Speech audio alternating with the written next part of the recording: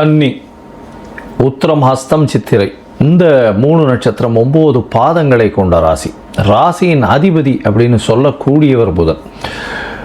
புதன் உங்களுடைய ராசிநாதன். இப்போ குரு பயிற்சி எந்த அளவுக்கு இருக்கும் அப்படின்னு பார்த்தோம்னா உங்களுடைய ராசிக்கு மிகப்பெரிய யோகத்தை கொடுக்கக்கூடிய காலமாக மாறப்போகிறது. 11ஆம் இடத்துல குரு பகவான் வரார். 10ஆம் இடத்துல இவ்வளோ நாள் உங்களுடைய தொழிலில் ஒரு ஆட்டத்தை கொடுத்தவர், மாற்று தொழிலுக்கு செல்ல வேண்டிய கட்டாயத்தை கொடுத்தவர், உங்களுடைய தொழிலில் மாற்றங்களை ஏற்படுத்தியவர் இப்போ 11ஆம் இடத்துக்கு போகிறார். சரி சார், இதில் என்ன ஆகும் அப்படின்னா 11ஆம் இடம்னு சொல்லக்கூடியது லாபஸ்தானம். லாபஸ்தானத்தில் தனத்தினுடைய காரகனான குருவே போய் உட்கார்றார். அப்படின்னும் பொழுது எல்லா விதமான ஏற்றம், பணம், பொருள், அந்தஸ்து, கௌரவம் எல்லாமே வரக்கூடிய வாய்ப்புகள் நிச்சயமாக உண்டு. இதை தவிர பார்த்தோம்னா இந்த குரு பகவான் உங்களுடைய ராசிக்கு 11ஆம் இடத்துல இருக்கிறதுனால மூத்த சகோதரிகள் மூலியமாக லாபங்கள் வரக்கூடிய வாய்ப்புகள் நிச்சயமாக உண்டு.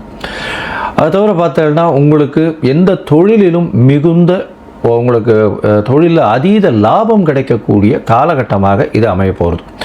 2வது திருமணத்திற்கு பார்த்து கொண்டு இருப்பவர்களுக்கு கண்டிப்பாக 2வது திருமணம் ஆகக்கூடிய வாய்ப்பு. ஏன்னா 11ஆம் இடத்திலேயே உச்சம் பெற்ற குரு பகவான் நிற்கிறார். அவரே 7ஆம் அதிபதி. அதனால் கண்டிப்பாக நடக்கும்.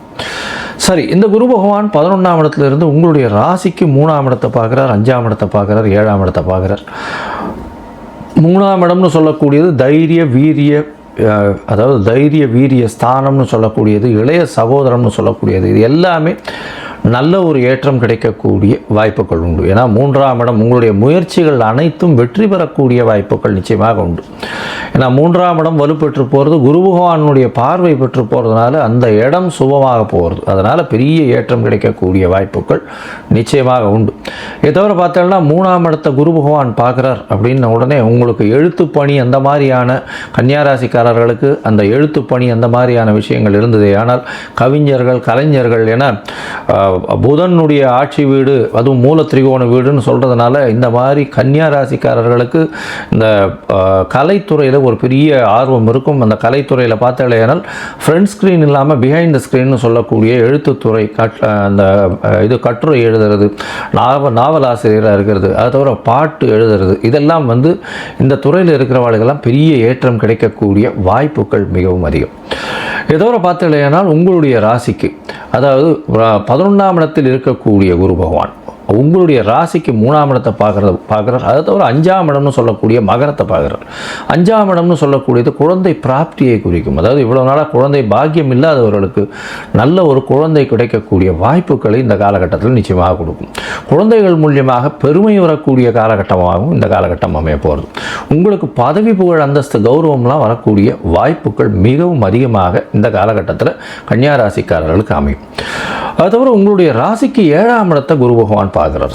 7ஆம் இடத்தை பார்க்கும் பொழுது உங்களுக்கு திருமண பாக்கியம் ஏற்படும். இவ்வளோ நாளாக பார்த்தேன்னா திருமணம் தட்டின்ண்டே போயிட்டு இருக்கிறவாளுக்கு குரு பலன் வந்தாச்சா அப்படின்னு கேட்பா இல்லையா, குரு பலம் இருக்கா அப்படின்னு கேட்பா இல்லையா, அந்த குரு பலம் இந்த காலகட்டத்தில் நிச்சயமாக இருக்கும். 26/5/2026 20/10/2026 வரலும் உண்டான காலகட்டத்தில் கண்டிப்பாக உங்களுக்கு திருமண பாக்கியம், திருமணம் ஆகக்கூடிய வாய்ப்புகள் மிகவும் அதிகமாக இருக்கக்கூடிய காலகட்டம்.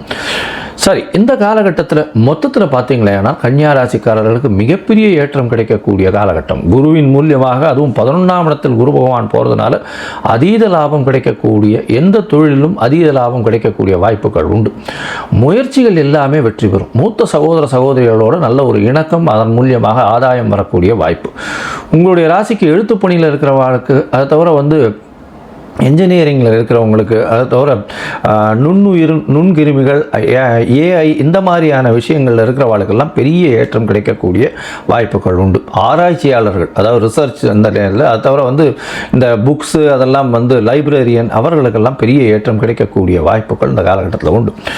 உங்களுடைய ராசிக்கு பார்த்தீங்கன்னா எழுத்து பணியில் இருக்கிறவா, பாடலாசிரியர், கவிதை எழுதுகிறவங்க, இவங்களுக்கு நல்ல ஒரு ஏற்றம் இருக்கும். உங்களுக்கு குழந்தை பிராப்தி உண்டு. அதை தவிர குழந்தைகள் மூலியமாக நல்ல ஒரு ஏற்றம் இருக்கக்கூடிய வாய்ப்பு. வாய்ப்புகள் இந்த காலகட்டத்தில் இருக்கும்.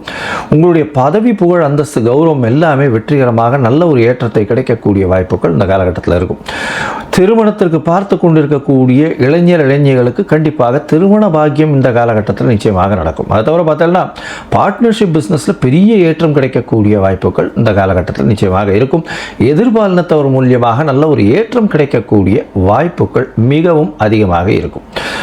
இந்த குரு பயிற்சியின் பிறகு பார்த்தேன்னா உங்களுடைய தசாபுக்தி அந்தரம் சூக்ஷ்மம் அந்த அளவுக்கு இந்த கோச்சாரத்தோட அந்த அளவுக்கு விசேஷமாக இல்லை அப்படின்னா குரு பகவானுக்கு உண்டான எளிய பிரீத்திகள் அப்படின்னு சொல்லக்கூடிய குரு காயத்ரி மந்திரம் ஒரு நாளைக்கு 3 தரம் சொல்லிட்டு வர்றது ரொம்பவும் விசேஷம். அது ஏற்கனவே சொல்லியிருக்கேன் பாருங்க. அதை தவிர பார்த்தேன்னா அருகில் இருக்கக்கூடிய நவகிரக சந்நிதியில் குரு பகவானுக்கு 3 அதாவது நெய் விளக்கு போட்டுட்டே வாங்க. வியாழக்கிழமை அன்றைக்கி மினிமம் 3 வாரமாவது போடுறது ரொம்ப விசேஷத்தை கொடுக்கும். அது தவிர அந்த மூக்கு கடலையில் சுண்டல் பண்ணி அருகில் இருக்கக்கூடிய விநாயகர் கோவிலையோ இல்லை ஆஞ்சநேயர் கோவிலையோ கொடுத்து அதை வந்து வியாழக்கிழமை விநியோகம் பண்ண சொல்கிறது பெரிய ஏற்றத்தை கொடுக்கக்கூடிய வாய்ப்புகள் உண்டு. உங்களுடைய ராசிக்கு பார்த்தேனால் இந்த காலகட்டத்தில் ஒரு முறையாவது ஆலங்குளம் போயிட்டு வாங்க. குரு பகவானுக்கு உண்டான க்ஷேத்திரம்னு சொல்லக்கூடியது மஞ்சள் வஸ்திரம் வாங்கி தானம் கொடுங்க. அதை தவிர வந்து பார்த்தேன்னா முடிஞ்சதுன்னா ஒரு முல்லை செடி செடி நட்டுட்டு வாங்க, இல்லைன்னா தானம் கொடுங்க. இது எல்லாமே வந்து குருவுக்கு உண்டான எளிய பரிகாரமாக சொல்லப்படுறது. நீங்கள் இந்த எளிய பரிகாரம் பண்ணுறதன் மூலியமாக நல்ல ஒரு ஏற்றம் உங்களுக்கு ஏற்கனவே வந்து இந்த கன்னியாராசிக்காரர்களுக்கு அதீதமான யோகம் இருக்க போகிறது. இது இன்னும் அதிகமாக சேர்க்கக்கூடிய வாய்ப்புகள் நிச்சயமாக உண்டு.